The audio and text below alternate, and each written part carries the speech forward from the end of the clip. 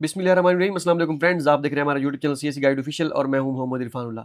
जैसा कि last video में मैंने आपको कहा था कि मैं जेआरई ऑफिस का फॉर्म कैसे फिल करना है वीज़ा के लिए, चाइना के लिए जो स्टडी वीज़ा लगवाते हैं या और वीज़ाज़ जो लगते हैं उसके लिए कैसे वो अपने फॉर्म फिल करना होता है। हमारा फोकस स्टडी वीज़ा के लिए, लेकिन थोड़ी सी चीज़ें उसमें डिफरेंट होती हैं। अगर किसी और वर्क वीज़े के लिए अप्लाई कर रहे हैं या किसी भी, तो वो आपको मैं बता दूंगा जो मेरी समझ में है।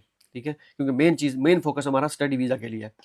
तो सबसे पहले तो आपने ये वेबसाइट ओपन कर लेनी है। मैं इसका डिस्क्रिप्शन में लिंक भी डालने की कोशिश करूँगा, visaforchina.cn। अगर आप चाइना में बैठ के यूज़ कर रहे हैं, हो सकता है वीपीएन यूज़ करते वक़्त आपका ये ओपन ना हो। वीपीएन को डिस्कनेक्ट करें, फिर आप यूज़ करें तब होगा। मेरे पास अभी ऐसे ही हो रहा है, ठीक है? पाकिस्तान में बैठे या किसी और कंट्री में आप हैं, तो आप वैसे यूज़ कर सकते हैं, ठीक है? क्योंकि ये मैं पाकिस्तानी वालों स्टूडेंट्स के लिए यूज़ कर रहा हूँ, वीडियो बना रहा हूँ, तो उनके लिए है ये। सबसे पहले आपने क्या करना है, अच्छा ये लास्ट टाइम मैंने वीडियो बनाई थी लास्ट ईयर। हाँ, आप यूट्यूब पे सर्च करिएगा, जो हमारे मेन चैनल पे ये मैं अपलोड करूँगा इस चैनल पे, सीएसई गाइड ऑफिशियल स्कॉलरशिप वाले चैनल पे। और सीएसई गाइड ऑफिशियल जो मेन चैनल हमारा है, उस पे लास्ट टाइम मैंने वीडियो बनाई थी। गूगल में आपने यूट्यूब में सर्च करना है, how to fill JRE office online form CSE guide official. ठीक है, ये भी एक वीडियो मैंने बनाई थी, ये जो नई पॉलिसी बिल्कुल अपडेट हुई थी वो वाली। और उसके बाद एक और मैंने वीडियो बनाई थी, दो। अच्छा, ये सीएसई का हो गया, ये वीडियो थी 2025 JRE office China online form has been updated. ठीक है, तो ये जो अपडेट हुई थी, ये लास्ट टाइम मैंने बनाई थी। अगर मुझे इस वीडियो में कुछ चीज़ें ऐसे लगती हैं कि ये कि आप पुरानी वीडियो में जाके देखें, तो वो आप इस वीडियो को आके देखिएगा। लेकिन उम्मीद काफ़ी है, मैं अपने हिसाब से वीडियो, क्योंकि साल हो गया अब आए हुए चाइना, तो चीज़ें थोड़ी बहुत भूल भी जाता है बंदा।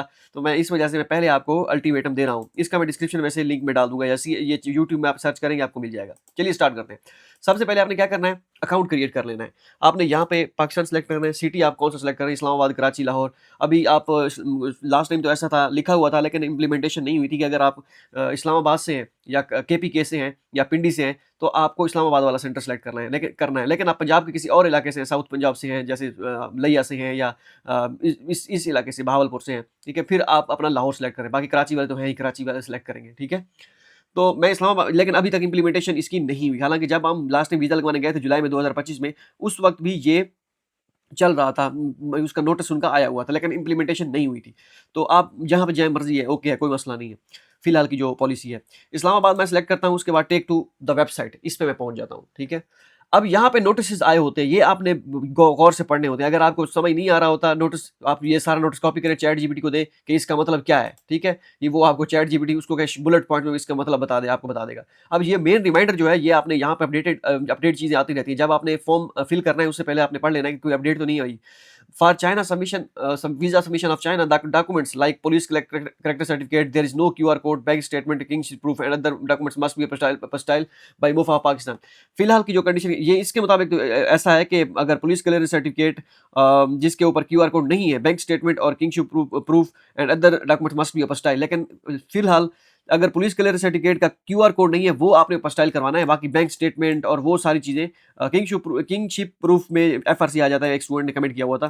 तो ये एफआरसी आपने करवानी है, बैंक स्टेटमेंट नहीं करवानी। हाँ, अगर किसी और की बैंक स्टेटमेंट यूज़ कर रहे हैं, फिर एफआरसी करवानी होती है, ठीक है। अगर आप स्पाउस वीज़ा के लिए आ रहे हैं, फिर निकाहनामा और वो जो सारी चीज़ें होती हैं, वो आपने करवानी होती है। अपस्टाइल का सीन कुछ इस तरह होता है। ये मैंने आपको बता रहा हूँ ताकि आप परेशान ना हो। फिलहाल की जो पॉलिसी चल रही है ना, जो पॉलिसी अभी जो जुलाई में चल रही है या जून में चल रही है, जून 2026 में जेआरई ऑफिस की, उसमें पुलिस क्लियरेंस सर्टिफिकेट ना तो अपस्टाइल करवाना है और ना ही वेरीफाई करवाना है, ठीक है। अगर आपको लगता है कि आपने सिंपल मुफा वेरिफिकेशन करवानी है, तो वो करवा लें, इट्स अप टू यू। बाकी डॉक्यूमेंट्स करवाने हैं, वो भी इट्स अप टू यू, लेकिन वो जरूरत नहीं है। अगर आप करवाना चाहें, अपस्टाइल करवाना चाहें, या पुलिस क्लियरेंस सर्टिफिकेट, ये सिंपल मुफा वेरिफिकेशन करवाना चाहें, सारे डॉक्यूमेंट्स, मैं हमेशा कहता आया हूँ कि अगर आपके पास टाइम है, तो ये सारी चीज़ें, अपस्टाइल वन टाइम है, आप लाइफ टाइम चलेगा। बाकी जो सिंपल मुफा वेरिफिकेशन है, वो 6 महीने के लिए चलती है।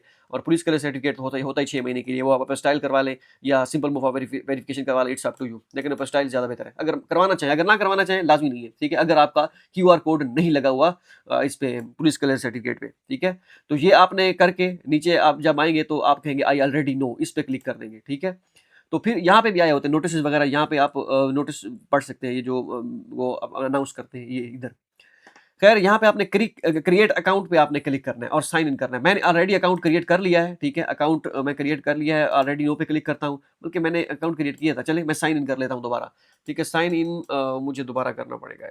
लॉगिन मैंने कर लिया है। यहाँ पे स्टार्ट एप्लीकेशन पे क्लिक करें, या इसको आप मूव फॉरवर्ड करते जाएं, इट्स अप टू यू। यहाँ पे type of passport ordinary select करना है आपने। वैलिडिटी ऑफ पासपोर्ट 6 मंथ और मोर देन 6 मंथ, 6 मंथ और मोर, ये ऑप्शन सेलेक्ट करना है। डेट ऑफ अराइवल आपने यकम सितंबर को आप लिख दें, एक्सपेक्टेड डेट लिख दें, कोई मसला नहीं है। या जो आपके एडमिशन नोटिस पे डेट लिखी हुई है, जिस डेट को आपने रजिस्ट्रेशन करवानी है वही डेट लिख दें, ये मसला नहीं है। पर्पज़ ऑफ विजिट ये आपने X1 long term study more than 180 days, ठीक है, इस पे आपने सेलेक्ट कर लेना है, ठीक है। इसको स्टार्ट फॉर्म पे क्लिक करें या एप्लीकेशन फॉर्म पे क्लिक करें, इट्स अप टू यू, ठीक है। मैं स्टार्ट फॉर्म पे क्लिक कर देता हूँ, ठीक है। यहाँ पे ये reading completed starting filling out the form, ये नीचे आप आएंगे तो इस पे आपने क्लिक कर देना है। अब यहाँ पे क्योंकि शुरू में मैंने आपने को दिखाया था कि जब मैं फॉर्म सेलेक्ट कर रहा था, ये सेंटर इस्लामाबाद सेलेक्ट किया था, वो आपको बता रहे हैं कि आपका जो वीज़ा आप सबमिट कर रहे हैं वो इस्लामाबाद में सबमिट कर रहे हैं। आपने कहना ठीक है, कोई मसला नहीं, कन्फर्म। जो आप शुरू में सेलेक्ट करेंगे वही आपको यहाँ पे शो करवाएगा। अब यहाँ पे क्या करना है, start filling in the form पे क्लिक कर देना है। इधर आपने अपनी फ़ोटो अपलोड करनी है। जो आपकी फ़ोटो है वो ये बहुत इंपॉर्टेंट फ़ोटो है। इसमें रिक्वायरमेंट वगैरह आपको यहाँ पे दी गई है कि ये आपने इस तरह आपकी रिक्वायरमेंट है और ये फ़ोटो ठीक है। फीमेल्स के लिए इस तरह ठीक है, ठीक है। हिजाब अगर आपने किया हुआ है तो हिजाब का आपने इस तरह वो करना है, ठीक है। काफ़ी सारी स्टूडेंट्स ऐसी होती हैं जिनको हिजाब में फेस आप का कवर कर लेते हैं, तो वो आपका फिर मसला करता है। जब आप ऑनलाइन सबमिट करते हैं फॉर्म, तो आपको दोबारा जब आपका यहाँ पे अप्रूव हो जाता है, लेकिन सम टाइम दोबारा आपको कहते हैं कि आपकी फ़ोटो ठीक नहीं है, जब आपका ऑनलाइन वो एवेल्यूएशन करते हैं, स्क्रीनिंग करते हैं, ठीक है। ये आपने गौर से आपने देख लेनी है, इस पे ये बहुत डज़ मैटर। पिक्सल आपको बताए गए हैं कि कितने पिक्सल हैं, 191 पिक्सल बाई 251 पिक्सल, इस तरह, ठीक है। और इस तरह ये पिक्सल बताए गए हैं 472 बाई 560, ठीक है। ये आपने कर देना है। इसमें कंफर्म करता हूँ, मैं इस इधर फ़ोटो अपलोड करता हूँ अपनी। फ़ोटो मैं सिलेक्ट कर रहा हूँ, ठीक है। यहाँ पे इसको आजकल फुटबॉल का दौर चल रहा है। अच्छा, ये फ़ोटो 40 केबी से कम है। इसको मैं दोबारा बढ़ाता हूँ साइज़ इसका। आपको आई थिंक ये साइज़ वगैरह उन्होंने मेंशन किया होगा कितना साइज़ होना चाहिए। पिक्सल ये कम है, इस वजह से वो no cannot be less means कि 40 केबी से ज़्यादा होना चाहिए, 40 केबी से कम ना हो। मैं इसको पिक्सल बढ़ाता हूँ। पिक्सल मैंने बढ़ा लिए हैं। अब मैं सिलेक्ट फ़ोटो करता हूँ, ठीक है। अब इनमें से देखता हूँ किस पिक्सल, हाँ, इसके पिक्सल मैंने बढ़ाए हैं। इसको मैं करता हूँ सिलेक्ट। अब यहाँ पे इसको आपने आपने सेट कर लेना है इस तरह, ठीक है। फेस आपने ले आना है सेंटर में, ठीक है। मज़ीद में सेट करता हूँ इसको, अगर होता है तो। हाँ, ये ठीक है, ये इस तरह आपने सेट कर लेना है। इसको मैं फिनिश पे क्लिक कर देता हूँ। इस तरह सेट कर, 1 मिनट थोड़ा-सा, 1 मिनट इधर, हाँ, ये अब उम्मीद काफ़ी है ये सेट हो जाएगा, ठीक है। फिनिश्ड, हाँ, फिनिश पे क्लिक कर देता हूँ। ये सिलेक्ट क्यों नहीं हो रहा? 1 मिनट, इसको मैं दोबारा सिलेक्ट कर देता हूँ, फिनिश्ड। 1 मिनट, वीपीएन ऑन है, वीपीएन को डिस्कनेक्ट करता हूँ। यार ये भी अज़ाब है, 1 मिनट। एक मैं फिनिश पे क्लिक करता हूँ, हाँ, हो गई, क्योंकि वीपीएन के बगैर होगा। अच्छा, ये हो गया, यहाँ पे मैंने सिलेक्शन कर ली। अब यहाँ पे पासपोर्ट आपने अपलोड करी, please upload A screenshot of the data of your passport. अब यहाँ पे पासपोर्ट अपलोड करें, वो ऑटोमेटिकली आपका डाटा फैच कर लेगा, ठीक है। वो आप अपलोड करना चाहें तो आप कर सकते हैं, तो लेकिन आप अपलोड करके करिए, वो ही ज़्यादा बेहतर होगा। मैं यहाँ पे अपना नेम लिखता हूँ, ठीक है। मैं लिखता हूँ आमिर, ठीक है, मिसाल दे रहा हूँ। आपने अपना दे पासपोर्ट लिखा हुआ है खान, ठीक है। उसके बाद चाइनीज़ नेम अगर है तो ठीक है, नहीं तो आपने छोड़ देना है। डेट ऑफ बर्थ 1992 में कर देता हूँ मिसाल के तौर पर। मेरी 1992 नहीं है, 6 है, वैसे कर रहा हूँ। ये मैं फॉर्मेलिटी के लिए पूरा कर रहा हूँ, लेकिन आपने अपनी सही वो देनी है। उसके बाद gender male, place of birth आपने कंट्री पाकिस्तान लिखता हूँ, ठीक है। उसके बाद प्रोविंस पंजाब लिखता हूँ, ठीक है। उसके बाद सिटी मैं लिखता हूँ लिया, ठीक है। आपने अपना सिटी जो लिखा हुआ है वो आपने लिखना है, पासपोर्ट पे जो लिखा हुआ है या जहाँ पे आप पैदा हुए थे। मैरिटल स्टेटस आप मैं कर देता हूँ single without any agitation. Nationality and permanent residence आपने साफ ज़ाहिर है पाकिस्तान की सिलेक्ट करनी है, ठीक है। और पाकिस्तान में सिलेक्ट कर लिया। नेक्स्ट है आईडी नंबर। आईडी नंबर मतलब जो आपका शनाख्ती कार्ड है, आईडी कार्ड है, ठीक है। उस पे जो आपका नंबर होता है वो आपने यहाँ पे पुट करना है, ठीक है। मैं कुछ भी लिख देता हूँ जो वैसे डेमो के लिए आपने अपना लिखना है, ठीक है। Do you have any other nationality, no कर देना है। Do you have permanent residence in other country, no. अगर आपका है तो आपने यस कर देना है, मोस्टली हमारा नहीं होता। Have you ever had any other nationality और residence status, no. Passport information आपका जो ऑर्डिनरी पासपोर्ट है वही होता है, डिप्लोमेटिक आपका नहीं है, सर्विस वाला नहीं, और कोई भी नहीं है, ठीक है। पासपोर्ट डॉक्यूमेंट नंबर, ये आपने आपका जो पासपोर्ट नंबर है वो आपने लिखना है, ठीक है। मैं अपना वैसे ही लिख देता हूँ ऐसे, ठीक है। इशूइंग कंट्री साफ ज़ाहिर है पाकिस्तान आपने सेलेक्ट करना है, ठीक हो गया। प्लेस ऑफ इशू ये आपका लिखा होगा जिस सिटी से आपने बनवाया है। मैंने लिया से बनवाया है तो लिया का लिखा होगा, ठीक है। आपका जहाँ से आपने बनवाया है उधर का आपका लिखा होता है। एक्सपायरी डेट आपकी पासपोर्ट पे लिखी होगी, वो आपने करना है। मैं आपका वैसे ही लिख देता हूँ 2032 ठीक है, मंथ में 4 सेलेक्ट कर देता हूँ। ये आपका लिखा होगा आपके पासपोर्ट एग्ज़ैक्ट आपने वैसे ही करना है। मैं सेव पे क्लिक कर देता हूँ, ठीक है? सेव और नेक्स्ट वाले ऑप्शन पे कर देता हूँ क्लिक, ठीक है? नेक्स्ट हो गया, ये माँग रहे हैं कि पासपोर्ट अपलोड करें। मैं यहाँ पे पासपोर्ट अपलोड करता हूँ, ठीक है? ऐसे ही इसी को अपलोड कर देता हूँ, अगर तो ये होती है, मेरे ख़्याल में ये होगी नहीं। पासपोर्ट ये पासपोर्ट की सिलेक्ट करनी पड़ेगी, इमेज अपलोड करनी पड़ेगी। मैं डेमो पासपोर्ट कोई इस पे उठाता हूँ गूगल से, उसको मैं अपलोड करता हूँ, ठीक है? ये मैंने पासपोर्ट अपलोड कर दिया है, ठीक है? वैसे ही गूगल से उठा के आपने अपना अपलोड करना है, क्योंकि मैं यहाँ पे अपनी इन्फॉर्मेशन तो नहीं दे सकता, ना मैं अपना पासपोर्ट अपलोड कर सकता हूँ। मैं दोबारा सेलेक्ट कर देता हूँ, यह यहाँ भी आपने सेलेक्ट करना है, ठीक है? आगे इन्फॉर्मेशन ये ऑटोमेटिकली फेच कर लेगा, क्योंकि ये यहाँ पे जो डॉक्यूमेंट पे लिखा हुआ है, डेमो जो डॉक्यूमेंट अपलोड किया है, उस पे ये लिखा हुआ है। आप यहाँ पे जो आपका ऑटोमेटिकली फेच करे, वो आप यहाँ पे कर सकते हैं फिल, ठीक है? अगर वो ना करना चाहें, आप खुद अपना मैनुअली करें, इट्स अप टू यू। इसको आप कुछ ना कहें, confirm the auto filling application, इसको कर इस पे सेलेक्ट कर दें या इस पे कर दें, इट्स अप टू यू, ठीक है? क्योंकि मैंने फॉर्म ऑलरेडी फिल किया हुआ है। फिल किया हुआ मतलब ये, इसको मैं क्लिक कर देता हूँ। अब यहाँ पे जैसे अपलोड करेंगे ना, ठीक है? ये जो आपका पासपोर्ट डाटा होगा, वो ऑटोमेटिकली ये वाला फेच करेगा, जो मैंने कहा ना फिल किया हुआ है, मीन्स कि मैंने ये फिल किया है, ठीक है? अगर यहाँ पे आप अपना पासपोर्ट अपलोड करेंगे, ऑटोमेटिकली फॉर्म वाली डिटेल फेच वाला ऑप्शन पे क्लिक करेंगे, तो ये ऑटोमेटिकली फिल हो जाएगा आपका, ठीक है? तो इट्स अप टू यू, जैसे आप करें, इस पे अपलोड करके करें या आप मैनुअली खुद कर लें। अब ये हो गया, मैं इसको सेव पे क्लिक कर देता हूँ और नेक्स्ट पे क्लिक, अभी भी नेक्स्ट डिसेबल है, खैर हो गया है। नेक्स्ट पे क्लिक कर दिया। Type of visa, type of visa जो है आपका, ये आपका है X1, X1 long term study वीला वीज़ा मोर देन 180 डेज़, ये आपने सेलेक्ट करना है।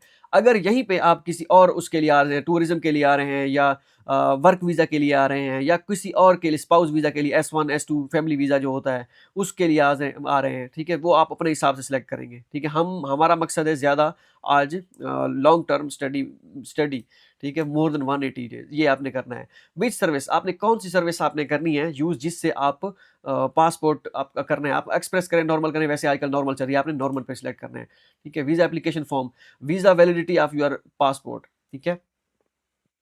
वीज़ा वैलिडिटी जो होती है वो 90 डेज़ होती है, ठीक है? ये आप 90 डेज़ कर लें, इट्स अप टू यू। और ये बनेंगे मंथ, बनेंगे 3, ठीक है?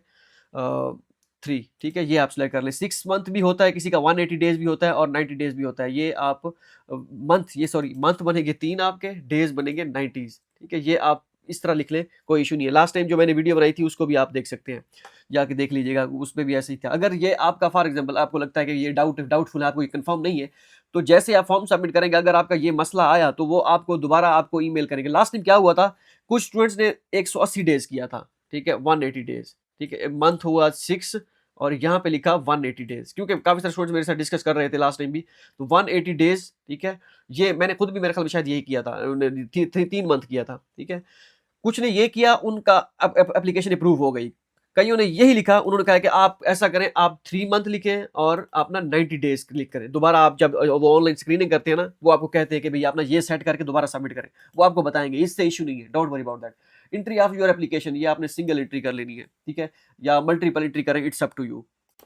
ठीक है, आप कोई भी सिलेक्ट कर सकते हैं। ये इधर हेल्प वाला ऑप्शन है, यहाँ पे लिखा हुआ है द फाइनल डिसीजन और whether grant to on whether to grant visa and visa type entry validity, ये ऑफिसर पे, कंसलर ऑफिसर पे डिपेंड करता है, ठीक है? इस वजह से वो खुद ही वो करते हैं। आप यही सिलेक्ट कर लीजिएगा, 3 मंथ का लिखिएगा और 90 डेज़ का लिखिएगा, इट्स अप, ये कोई मसला नहीं है, don't worry about that. Single, multiple, ये कौन-सी एंट्री करनी है, जो जो आप मर्ज़ी कर लें, लेकिन मैं आपको सजेस्ट करूँगा ये आप मल्टीपल कर लें, ठीक है? मल्टीपल करके सेव कर लें, ठीक है? सेव करने के बाद फिर नेक्स्ट कर लें। सेव करने का फ़ायदा ये है कि आप अगर नेक्स्ट करते हैं, तो आपकी पिछली इन्फॉर्मेशन सारी सेव रहती है। मैं वीपीएन डिस्कनेक्ट कर लूँ दोबारा, 1 मिनट, ठीक है। मैं अपनी प्रीवियस वीडियो दोबारा देख के वो कर रहा हूँ, मैं कहता हूँ गलती ना हो जाए, ठीक है? वो मैं देख के वो कर रहा हूँ। हाँ, तो इसको मैं कर देता हूँ सेव, सेव पे क्लिक करके नेक्स्ट पे क्लिक कर दें। मैंने शुरू-शुरू में कहा था कि नहीं देखूँगा, लेकिन मुझे लगता है देखनी पड़ेगी, क्योंकि इन्फॉर्मेशन ज़रूरी है। कुछ इन्फॉर्मेशन जो लास्ट टाइम मैंने वो की थी, वो शायद ना हो, मैं इसमें बताऊँगा। जो ऑलरेडी चाइना में है या जो ऑलरेडी जिनका वीज़ा लगवा चुके हैं एक मरतबा, उन्होंने क्या करना होता है। करंट ऑक्यूपेशन, ये आपने स्टूडेंट कर देना है, ठीक है? उसके बाद work experience in the 5 past year, अगर आपका कोई वर्क एक्सपीरियंस है, वो आपने जो अप्लाई करते वक़्त दिया था, है तो ठीक है, अगर नहीं है, उस वक़्त दिया था लेकिन अभी आप कहते हैं कि इसके लिए ज़रूरी नहीं है, तो आप इसको नॉट एप्लीकेबल भी कर सकते हैं, ठीक है? ये please specify I I was student, ठीक है? या आई एम ए स्टूडेंट, ठीक है? ये लिख दें, कोई इश्यू नहीं है। सेव पे क्लिक कर देता हूँ मैं, ठीक है? और इसको नेक्स्ट पे क्लिक कर देता हूँ। ये आपने आई एम ए स्टूडेंट लिख दें, कोई मसला नहीं है, मैंने लास्ट टाइम ऐसे ही किया था। तो ये मेरे ख्याल में शायद लास्ट वाली वीडियो में मैंने शायद यही बताया, मैंने वो अभी देखी नहीं है, अभी वो पीछे हूँ, अभी ज़रूरत नहीं पड़ी। तो इससे पहले पिछले वाला ये वाला पोर्शन मैंने देखा है, अभी ये वाली पोर्शन मैंने नहीं देखी इन्फॉर्मेशन, ये वाला देखा था अभी प्रीवियस वीडियो। अच्छा, हाईएस्ट डिप्लोमा अगर आप जो आपका है वो आपने कर देना है, नेम ऑफ द इंस्टीट्यूट जहाँ से आपने किया। मैंने किया था फॉर एग्जाम्पल चंगचो यूनिवर्सिटी से। चंगचो यूनिवर्सिटी में जो आ रहे हैं वेलकम, ठीक है, मैं इधर ही मौजूद हूँ। अब जो आएँगे अल्लाह खैर करे तो मैं आपको मेरे पास टाइम हुआ तो मैं आपको गाइड करूँगा यहाँ पे, लेकिन गारंटी नहीं दे सकता। चंगचो यूनिवर्सिटी, उसके बाद चेंग चेंगचो यूनिवर्सिटी, यार चेंगचो क्या हो गया, मेरा दिमाग काम नहीं कर रहा। अच्छा, ये मैंने की है जी, मास्टर डिग्री यहाँ से की है, अभी पीएचडी कर रहा हूँ। मेजर मेरा है सिविल इंजीनियरिंग, ठीक है, सिविल इंजीनियरिंग।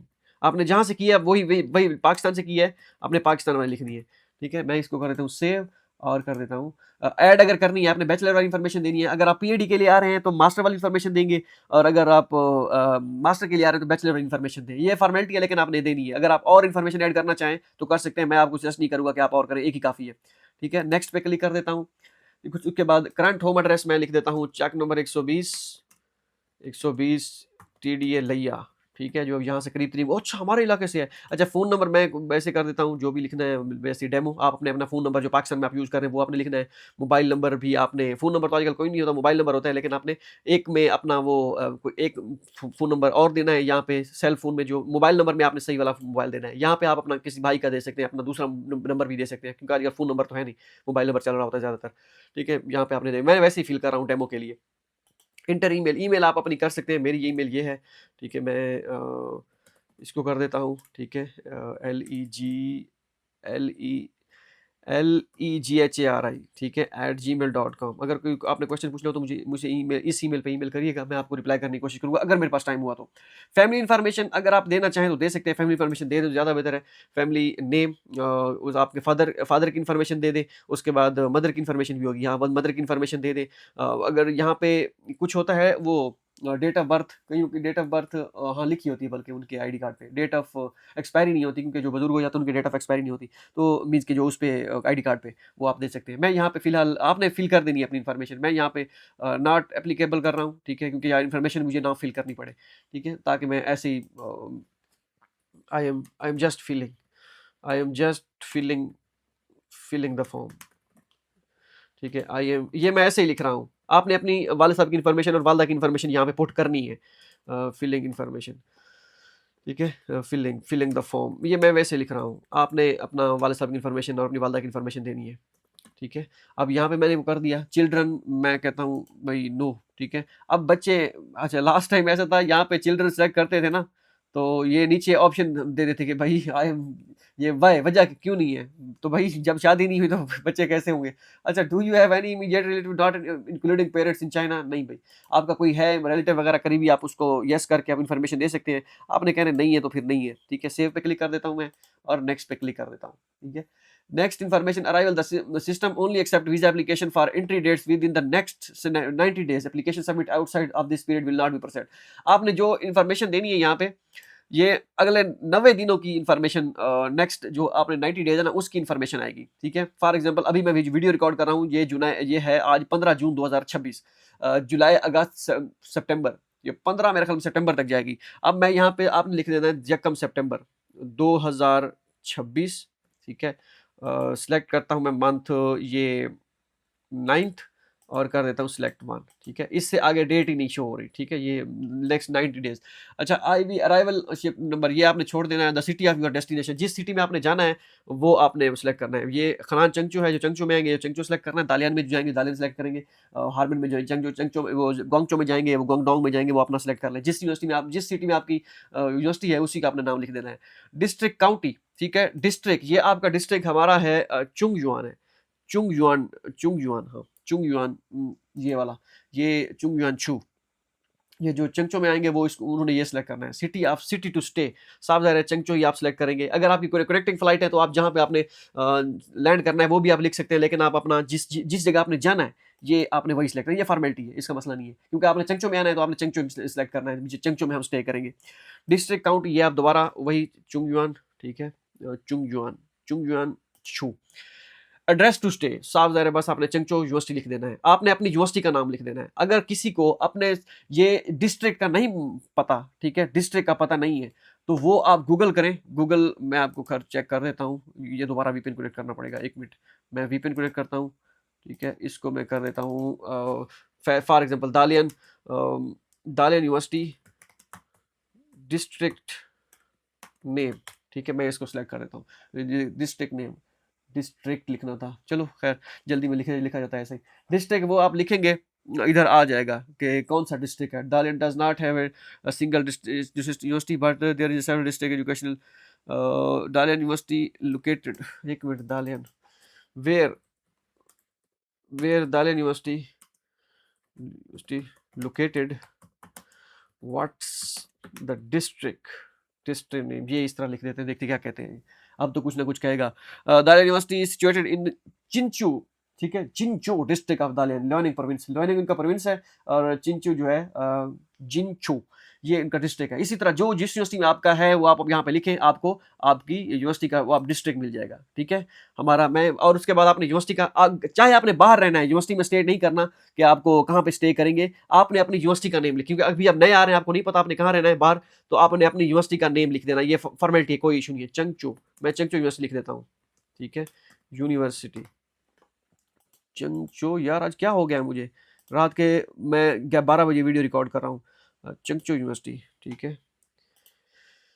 तो चंगचू, बस ठीक है यार, जो भी है, मेरा दिमाग काम नहीं कर रहा। अच्छा, चंगचू आपने लिख देना है, ठीक है? डेट ऑफ अराइवल साफ ज़ाहिर है वही है 2000। ये लास्ट टाइम कुछ स्टूडेंट्स का मेरे ख्याल में हुआ था, उन्होंने को कुछ कहा था कि आपका अराइवल डेट उससे सेम होनी चाहिए या इस तरह कुछ डिफरेंट वो होना चाहिए, पहले वाले सेम नहीं होनी चाहिए। बस आपने अपना वही कर देना है। 9/1 ये आपने कर देना है।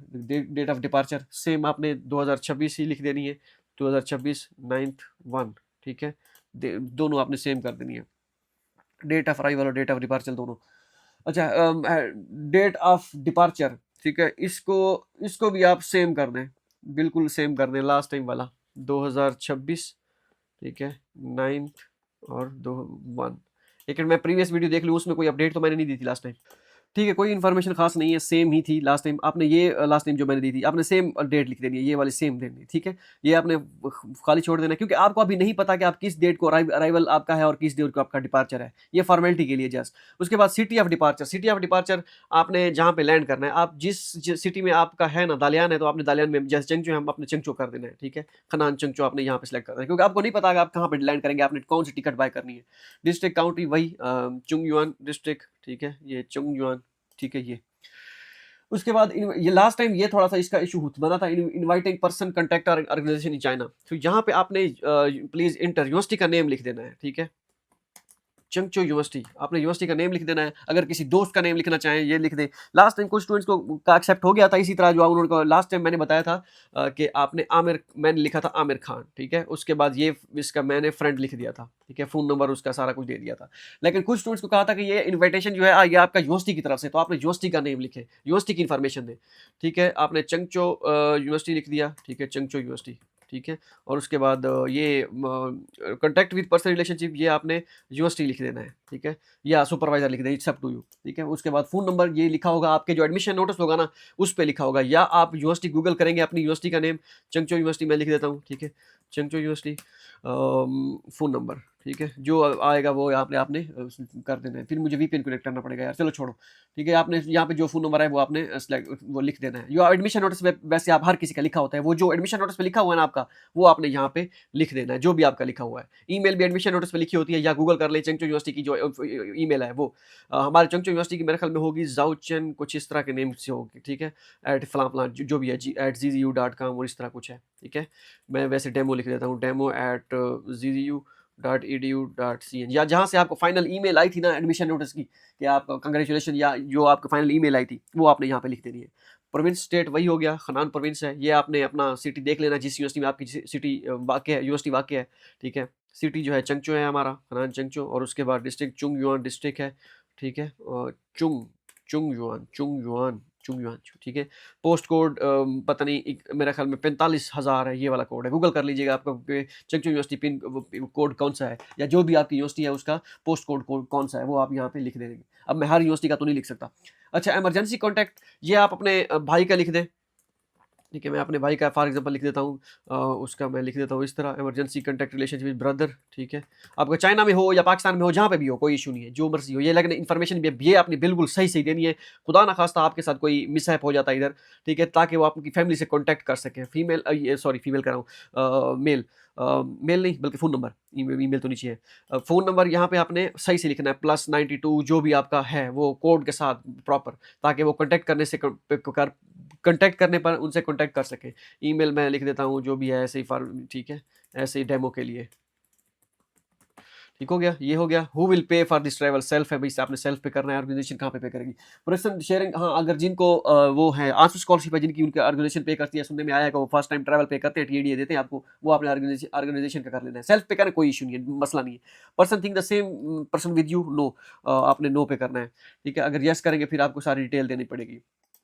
अच्छा, ये हो गया, सेव पे क्लिक कर दिया आपने और उसके बाद कर देना है नेक्स्ट, ठीक है। नेक्स्ट आप है, have you ever been to China? अगर आप चाइना आपने किया है तो यस, ठीक है, पर अगर आपने नहीं किया तो no. Previous Chinese visa, no. अगर आपका है तो यस। टाइप ऑफ वीजा आपने देना है, वो होगा आपका X1 वीजा होगा, ठीक है, या X2 आपका वीजा था, या स्पाउस वीजा था, S1 वीजा था, S2 था, जो भी था वो आपने देना है, ठीक है। अगर नो है तो नो, ठीक है। Do you have any valid visa issued by other countries? No. अगर आपका है तो फिर आप यस कर दें, नो। उसके बाद countries do you have visit in the last 15 past 12 month? अगर आपने पिछले 12 महीनों में कोई कंट्री विजिट किया है तो उसकी आपने यहाँ पे इंफॉर्मेशन देनी है। यस करेंगे तो आप डिटेल देंगे, नो आपका नो, ठीक है। अगर आपने यस किया है तो आप करेंगे कि हाँ भाई, please specify do you may have select country, ठीक है।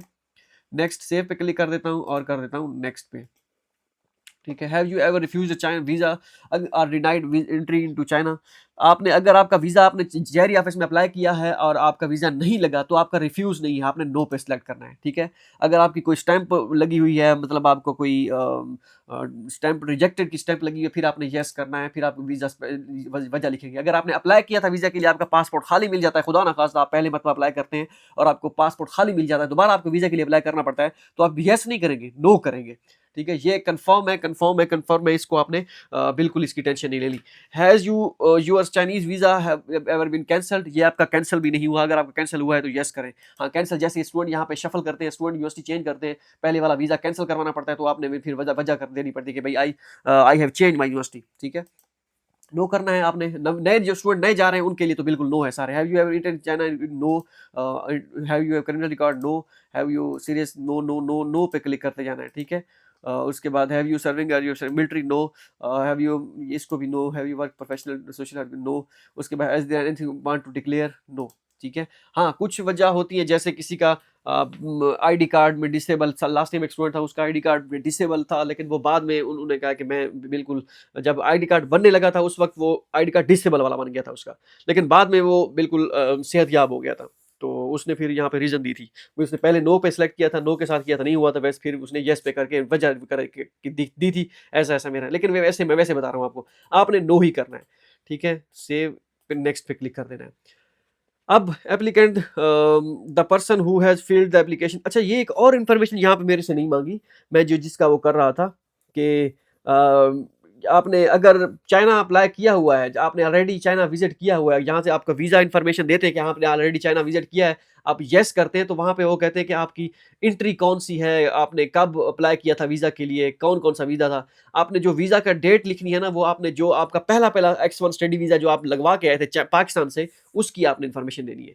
अच्छा, the person who have fill the, साफ ज़ाहिर है खुद ही फिल कर रहा हूँ और मैं अंडरस्टैंड पे कर रहा हूँ। इसके बाद अंडरस्टैंड करके सेव पे क्लिक कर देता हूँ और नेक्स्ट पे क्लिक कर देता हूँ, ठीक है।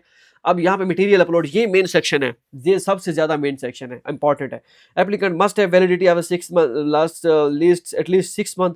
और एक चीज़ मैं आपको बार बार बता दूँ, आपकी एटलीस्ट 6 महीने की वैलिडिटी होनी चाहिए जब आप यहाँ पे आते हैं चाइना में फॉर एग्जांपल आप सितंबर में आते हैं ना, सितंबर, अक्टूबर, नवंबर, दिसंबर, जनवरी, फरवरी, मार्च, एटलीस्ट आपका मार्च तक वीज़ा होना चाहिए, सॉरी ये मार्च तक पासपोर्ट वैलिड होना चाहिए। ये नहीं आप कहें कि खैर है मैं अभी ये 3 महीने पड़े हैं ना, अब ये अगस्त, अगला जुलाई है, सितंबर है, जुलाई, अगस्त, सितंबर, अक्टूबर, नवंबर, मेरा दिसंबर 2026 तक है ना वीज़ा, कोई मसला नहीं है, अभी 6 महीने पड़े हैं, अभी वीज़ा लगवा लेता हूँ, नहीं। जब आप चाइना पहुँचेंगे, उस पहुँचने के बाद आपका 7 महीने एटलीस्ट वीज़ा पड़ा हो। 7 महीने इस वजह से कह रहा हूँ क्योंकि आपका जब वीज़ा प्रोसेस होता है, आपका रेज़िडेंस परमिट लगता है, तो आपके दिन फिर पूरे 6 महीने होंगे, फिर मज़ीद कम हो जाएँगे। 7 महीने पड़े होंगे, एटलीस्ट 6 महीने बचे पड़े होंगे। स्टूडेंट लास्ट टाइम इधर आया, जैसे इधर आया तो उनको जब पासपोर्ट चेक किया तो उसकी 3 महीने की वैलिडिटी थी। पहला वीज़ा आपका 6 महीने से कम पे लगता ही नहीं है, ठीक है? ये आप अपने माइंड में रखें। अभी आपका जिसका दिसंबर, जनवरी, फरवरी में नेक्स्ट साल में एक्सपायर होने वाला है, अभी मैं आपको सजेस्ट करता हूँ नया पासपोर्ट बनवाएँ, उस पे वीज़ा लगवाएँ, कोई मसला नहीं है। आपका जेडब्ल्यू पे एडमिशन नोटिस पे पुराना पासपोर्ट होगा, नए वीज़े पासपोर्ट के साथ आप फॉर्म वगैरह सारा कुछ फिल करेंगे, दोनों पासपोर्ट जेआरई में सबमिट करेंगे, आपका वीज़ा नए पासपोर्ट पे ही लगेगा, इवन कि आपके डॉक्यूमेंट्स पुराने पासपोर्ट पे ही हों, कोई इश्यू नहीं है। मेरा खुद का सेम का ऐसे ही था, ठीक है? अब यहाँ पे क्या है, पासपोर्ट पर पर्सनल इन्फॉर्मेशन ये आपने यहाँ पे अपलोड करनी है। मैं यहाँ पे ये जो ऑलरेडी वो की हुई है, मैं ये अपलोड कर देता हूँ। उसके बाद अदर वीज़ा पेज पासपोर्ट के जो होते हैं, दूसरा ऑब्जेक्टिव वाला या तीसरा जो भी अपलोड करना चाहें कर सकते हैं। ऑप्शनल अदर वीज़ा ये सारे ऑप्शनल हैं, ये सारे, इसको आप ना भी करें कोई इश्यू नहीं है। आप पहला आप कर दें, इट्स ओके, ठीक है। प्रूफ ऑफ लीगल स्टे या रेजिडेंस परमिट इन पाकिस्तान, ये आपने अपलोड करना है अपना आईडी कार्ड, ठीक है। ये आपने आईडी कार्ड अपलोड करना है। Photo of the front end back of the Pakistan national ID card for Pakistani citizen, ठीक है। ये मैं यहाँ पे फिलहाल डेमो के लिए यही अपलोड कर रहा हूँ। इधर आप ये इस पे आप फर्स्ट पे कर दें, ठीक है। इधर आप बैक वो पे कर दें, ठीक है। मीन्स के यहाँ पे फ्रंट कॉपी, फ्रंट साइड, यहाँ पे बैक साइड, ओके हो गया, कोई इशू नहीं है, दोनों इस तरह चल जाएंगे। ऑफिशियल सर्टिफिकेट, अगर फॉर एग्जांपल आप एक ही उस पे करते हैं पेज पे, इसी तरह एक पेज बना लेते हैं, उस पे ऊपर फ्रंट नीचे बैक, फिर भी ओके है। अगर आपको कहते हैं कि भाई अलग अलग अपलोड करें, जब आप सबमिट करने के बाद आपका एतराज आता है, फिर आप अलग अलग भी कर सकते हैं। आप, मुझे भूला हुआ है कि लास्ट टाइम मैंने कैसे किया था, ठीक है। मेरे ख्याल में मैंने अलग अलग अपलोड किया था, मुझे याद आता है। तो अलग अलग कर दें, मसला नहीं है, वो चेक करेंगे, वेरीफाई करते हैं। Official certificate of the name change, अगर आपका कोई नेम वगैरह चेंज किया हुआ है, कहीं से आपका डिग्री पे नेम और था, आईडी कार्ड पे और था, वो आप यहाँ पे चेंज कर देंगे, ठीक है। वो आपने यहाँ पे सर्टिफिकेट अपलोड करेंगे, सॉरी, वो जो आपका होगा। अगर आपका और नॉर्मल ओके है, तो आपने फिर इसको छोड़ देना, ये आपके लिए नहीं है। Confirmation form for study in China JW201, JW201 और 202 आपने यहाँ पे अपलोड करना है। ये मैं डेमो के लिए अपलोड कर रहा हूँ इधर वैसे ही, ठीक है। तो ये आपने यहाँ पे कर दिया JW फॉर्म। इधर आप करेंगे photo copy of admission notice, ये आपने studyinchina.edu.cn, वहां से यहाँ पे अपलोड करें। studyinchina.edu.cn, CSE वाला नहीं, studyinchina.edu.cn, ये चाइना की वेबसाइट है, तो इस वजह से ये ओपन हो रही है। यहाँ पे आप करेंगे, मैं वैसे आपको बता रहा हूँ। ये इधर किधर होता है, ये वीज़ा एप्लीकेशन पे हाउ टू गेट JW2021, यहाँ पे इन्फॉर्मेशन करके आप डाउनलोड कर सकते हैं अपना JW फॉर्म। एडमिशन नोटिस तो आपको यूनिवर्सिटी ने ईमेल किया होगा, अगर आप CSE के स्टूडेंट तो आपको CSE के पोर्टल पे आपने आपका अपलोड हुआ होगा, वो आपने कर देना सिलेक्ट यहाँ पे।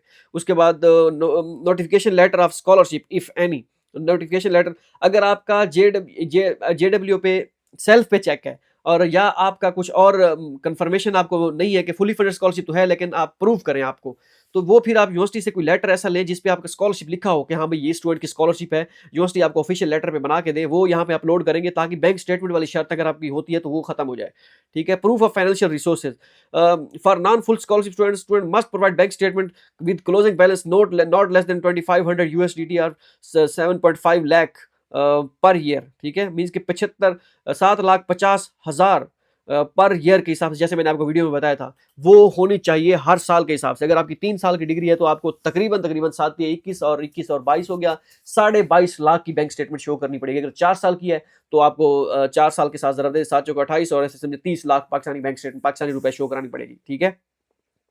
तो ये चीज़ आप अपने माइंड में रखें। अपलोड बैंक स्टेटमेंट, यहाँ पे अपने बैंक स्टेटमेंट अपलोड कर देनी है। बैंक स्टेटमेंट टू अपलोड, ये बैंक स्टेटमेंट वाले ऑप्शन है ये ज़्यादातर। अच्छा, ये ऑप्शनल, ये बैंक स्टेटमेंट आप अपनी है तो अपलोड हो गई। अगर किसी और की यूज़ कर रहे हैं, स्पॉन्सर आईडी कार्ड, ठीक है, स्पॉन्सर जिसकी आप आईडी कार्ड यूज़ कर रहे हैं, जिसकी बैंक स्टेटमेंट यूज़ कर रहे हैं, उसका आईडी कार्ड अपलोड करना है। फ्रंट बैंक कलर्ड में कर दें, जिस एक ही पेज पे कर दें, ठीक है, वो मसला नहीं है। इधर फिर रिलेशनशिप सर्टिफिकेट, FRC सर्टिफिकेट इधर आपने अपलोड करना है, अगर आप किसी और की बैंक स्टेटमेंट यूज़ कर रहे हैं, ठीक है। तो FRC आपने 2 पेजेस बने, एक ही PDF फाइल बना लें या 2 PDF फाइल, जैसे आपको मुनासिब लगे ये अपलोड कर दें इधर। क्योंकि अगर आपकी 3 ये पेजेस बन गए तो एक PDF फाइल बनेगी जो FRC की बनेगी। रिलेशनशिप सर्टिफिकेट वही है, FRC, फैमिली रजिस्ट्रेशन सर्टिफिकेट। उसके बाद है click here to upload financial support affidavit, means कि अगर किसी और की बैंक स्टेटमेंट यूज़ कर रहे हैं तो आपको एफिडेविट भी बनवाना है, तो एफिडेविट भी आपने अपलोड करना है। मैं अगर देखता हूँ इधर, एक मिनट, गूगल.com, ठीक है, google.com एफिडेविट फॉर, अल्लाह करे हो सही, एक मिनट मुझे बैंक, क्योंकि ये इंपॉर्टेंट है, मैं इसको थोड़ा सा वीपीएन कनेक्ट कर लेता हूँ। मैं कहता हूँ चले affidavit for bank statement CSC guide official, अल्लाह करे हो सही, मेरे ख्याल में मैं अपलोड किया था या नहीं किया था, मुझे भूल गया है। अब चल पड़े यार, चल पड़। हाँ, ये affidavit format for bank statement, मैं इस गूगल आपने करना है, ये वाला बैंक स्टेटमेंट का एफिडेविट है। आई एम मोहम्मद इरफानुल्लाह फलां, ये आईडी कार्ड नंबर मेरा ये है, फादर जो है I am, sorry sorry sorry, ये मैंने अपने वाले साहब की यूज़ की थी, मैंने अपनी यूज़ नहीं की थी। आई एम अमीर मोहम्मद, ठीक है। और my passport, my application number is passport number, sorry my ID card number फलां, और फादर ऑफ मोहम्मद इरफानुल्लाह फलां फलां, पासपोर्ट नंबर ये है उनका, solemnly agree to allow my son joining, ये आपने इस तरह कर देना है। उसके बाद यहाँ पे इन्फॉर्मेशन अपने वाले साहब की इन्फॉर्मेशन दे रही है, या जिनकी बैंक स्टेटमेंट आप यूज़ कर रहे हैं उनकी इन्फॉर्मेशन यहाँ पे दे देंगे। मैंने कहा ये लाइव प्रूफ आपको दिखा दूँ, ताकि किसी के लिए कोई वो ना हो कि एफिडेविट कैसे यूज़ करना है, कैसा वो होना चाहिए सैंपल। आजकल वैसे भी चैट जीपीटी आ गया, आप उसको कहेंगे मैं बैंक स्टेटमेंट यूज़ कर रहा हूँ अपने वाले साहब की, मुझे एक एफिडेविट का फॉर्मेट बना के दे दें, तो काइंडली कि मैंने एफिडेविट यूज़ करना है बैंक स्टेटमेंट के लिए, तो आपको चैट जीपीटी बना देगा 2 मिनटों में। आजकल तो मसला ही नहीं है, उस वक्त चैट जीपीटी नहीं था जब हम 2019 में जा रहे थे। ठीक है, अब ये हो गया, ये मैंने आपको बता दिया। यहाँ पे आपका आ गया बैंक स्टेटमेंट आ गई, यहाँ पे आप उसी जिसकी बैंक स्टेटमेंट यूज़ कर रहे हैं, आपका उसका स्पॉन्सर आईडी कार्ड हो गया। आप अपनी बैंक स्टेटमेंट यूज़ कर रहे हैं तो अपना आईडी कार्ड यूज़ करें, अपलोड कर दें, कोई इशू नहीं है। अगर आप ना भी करना चाहें, ये ऑप्शनल है, क्योंकि बैंक स्टेटमेंट आपकी अपनी है। ठीक है, बाकी यहाँ पे एफआरसी आ गया। एफआरसी इन दैट केस अगर किसी और की बैंक स्टेटमेंट यूज़ करें, अगर आप अपनी यूज़ करें तो नो नीड। और फुली फंडेड स्कॉलरशिप है तो फिर बैंक स्टेटमेंट का ऑप्शन मसला ही नहीं है। फुली फंडेड स्कॉलरशिप आपकी है या नहीं है, ये कैसे पता चलेगा? मैंने इस पे वीडियो बनाई हुई डिटेल से कि अगर आपका जेडब्ल्यू में फुल स्कॉलरशिप लिखा हुआ है तो आपको बैंक स्टेटमेंट नहीं प्रोवाइड। उसके बाद ये एफिडेविट जिसका आप यूज़ कर रहे हैं, एफिडेविट आपने अपलोड करना है जिसकी आप बैंक स्टेटमेंट यूज़ कर रहे हैं। Police clearance certificate shall be 6 month and valid for 6 month, not needs to be apostilled by the Ministry of Foreign Affairs if it does not contain a verifiable QR code, minors under 10 years including driver। अच्छा ठीक है, ये आपका 10 साल, sorry 10 साल से अगर आपके अगर किसी अपने बच्चे की ये आप यूज़ कर रहे हैं, सॉरी आपको लेके आना चाह रहे हैं बाहर, तो उसको आपने बैंक 10 साल से उम्र कम है तो आप उसके लिए बैंक ये नहीं एफआरसी, सॉरी एफआरसी कह रहा हूँ, ये पुलिस क्लियरेंस सर्टिफिकेट यूज़ नहीं करना होता। ठीक है, और हाँ, ये अपॉस्टाइल भी ज़रूरत नहीं है, ये ना मोफा सिंपल वेरिफिकेशन है, ना अपॉस्टाइल है पुलिस क्लियरेंस सर्टिफिकेट। ये आप ना भी बनवाएं, कोई इशू नहीं है, वेरीफाई करवाएं, कोई इशू नहीं है। लेकिन ये अपलोड लाजमी करना है, अपलोड तो लाजमी है, लेकिन वेरिफिकेशन, मोफा वेरिफिकेशन लाजमी नहीं है। ठीक है, any documents the bank applied think to be important helpful visa, अगर कोई और डॉक्यूमेंट्स, एजुकेशनल डॉक्यूमेंट्स अब अपलोड करना चाहें तो आप यहाँ पे कर सकते हैं। एजुकेशनल डॉक्यूमेंट्स एक ही पीडीएफ फाइल बना लें या मुख्तलिफ पीडीएफ फाइल बना लें, वो 4 डॉक्यूमेंट्स अपलोड हो सकते हैं तो आप कर दें। लेकिन यहाँ पे एजुकेशनल डॉक्यूमेंट्स इतने इंपॉर्टेंट नहीं हैं। ठीक है, ये चीज़ है जी। सेव पे क्लिक करके नेक्स्ट पे क्लिक कर दें। ठीक है, मैं नेक्स्ट पे क्लिक कर देता हूँ। ये इन्फॉर्मेशन आपने सारी अपनी एक मरतबा रीड कर लेनी है, गो थ्रू कर लेनी है। अगर आपकी कोई इन्फॉर्मेशन है, मॉडिफाई करनी है तो मॉडिफाई कर लें। नेक्स्ट पे एक ऑप्शन बटन होगा सबमिट। ठीक है, ये यहाँ पे save and proceed to next. Are you want to sure the save data once save the form can not be modified. अगर आपका एक मरतबा सबमिट हो गया फॉर्म, आप दोबारा सबमिट नहीं कर सकते, दोबारा आप उसको चेंज नहीं कर सकते। ठीक है, जब आप दोबारा आपकी वो आपको ईमेल, जो ईमेल आपने दी हुई है, जिससे लॉगिन किया हुआ है, उस पे ईमेल आएगी कि हाँ भाई अगर आपका फॉर्म सबमिट हो गया, उसके बाद रिव्यू करेंगे। 3-4 दिन लगेंगे, 2 दिन भी लग सकते हैं, एटलीस्ट 3 दिन या हफ्ते का, वो कहते हैं कि हफ्ता लगेगा, लेकिन 2-3 दिन में हो जाता है। आपको ईमेल आएगी कि हाँ भाई आपकी एप्लीकेशन अप्रूव हो चुकी है। अब आप ये एक उसमें लेटर होगा, लेटर को आपने क्या करना है, लेटर को आपने फिर प्रिंट करके, और ये वाला फॉर्म जो सबमिट किया होगा इसको भी प्रिंट करके आपने जेरी ऑफिस ले जाना है। बाकी एजुकेशनल डॉक्यूमेंट्स और सारी चीज़ें जो एडमिट जेडब्ल्यू जो सारी चीज़ें यहाँ पे अपलोड किया ना, वही डॉक्यूमेंट जरूरी होंगे जब आप सबमिट करवाएंगे वीज़ा फॉर्म। ठीक है, अगर आपका कोई एतराज़ हुआ, वो आप जो ईमेल आएगी उसमें लिखा होगा कि आपने अपनी एप्लीकेशन को मॉडिफाई करें, आपका ये एतराज़ है, आपका डॉक्यूमेंट्स ये वाला अपलोड ठीक नहीं है, आपका आईडी कार्ड अपलोड ठीक नहीं है, आपका जेडब्ल्यू अपलोड ठीक नहीं है, या आपकी बैंक स्टेटमेंट आपकी लाजमी है, कुछ भी जो भी एतराज़ लगेगा या ये इन्फॉर्मेशन आप अपनी करेक्ट करें, तो वो आपने अपनी करेक्ट करनी होगी। कुछ समटाइम ऐसा होता है कि वजह नहीं देते, कि वो सिर्फ कहते हैं कि आपकी एम्बेसी की तरफ से आपकी रिजेक्शन हो गई है, हम आपको एक्सेप्ट नहीं कर सकते। फिर आपकी अगर आपकी इस तरह की होती है, आपने नया एप्लीकेशन फॉर्म, नया अकाउंट क्रिएट करके नया एप्लीकेशन फॉर्म सबमिट करनी है, ठीक है? अगर आपकी कोई हिजाब की फ़ोटो लगी हुई है कि आप अपनी फ़ोटो अपलोड करें, उसको मॉडिफ़ाई करें, लेकिन मॉडिफ़ाई का ऑप्शन नहीं होता। फिर एंड एंड जो अपलोड मटीरियल होता है ना, इधर कोई एडिशनल डॉक्यूमेंट्स में वो आपको ऑप्शन देते हैं मॉडिफ़ाई करने का, वो वहाँ पे आप अपलोड करते हैं, ठीक है? तो ये सारी चीज़ें हैं। नेक्स्ट टाइम जो आप हमने ग्रुप बनाया हुआ है एडमिटेड कैंडिडेट का, वहाँ पे स्टूडेंट डिस्कस कर रहे होते हैं। अगर आपने एडमिटेड कैंडिडेट का ग्रुप जॉइन नहीं किया, तो मैं नेक्स्ट वीडियो में बता दूँगा कि उसमें मैंने वीडियो बनाई हुई है कि आपने कैसे ग्रुप जॉइन करना है। उसमें मुख्तलिफ स्टूडेंट्स अपने अपने मसाइल पेश कर रहे होते हैं, मैं उनको सॉल्व कर रहा होता हूँ, और मुझे भी इन्फॉर्मेशन कब समटाइम स्टूडेंट बता रहे होते हैं, पता चल रही होती है, क्योंकि हर हर बंदे को हर information at the same time पता नहीं होती। कोई चीज़ें अपडेट होती रहती हैं, हाँ, उनसे बंदा वाकिफ होता रहता है। तो ये सारी चीज़ें होती हैं, वो आप ग्रुप जॉइन कर लीजिएगा, मुझे ईमेल करिएगा, इंस्टाग्राम पे मैसेज करिएगा, या मैं आपको ग्रुप में ऐड कर दूंगा। मिलते हैं अगली वीडियो में। ये वीडियो होप्स हो आपके लिए फ़ायदेमंद साबित हो। मिलते हैं अगली वीडियो में। दुआ में याद रखिएगा। अल्लाह हाफ़िज़।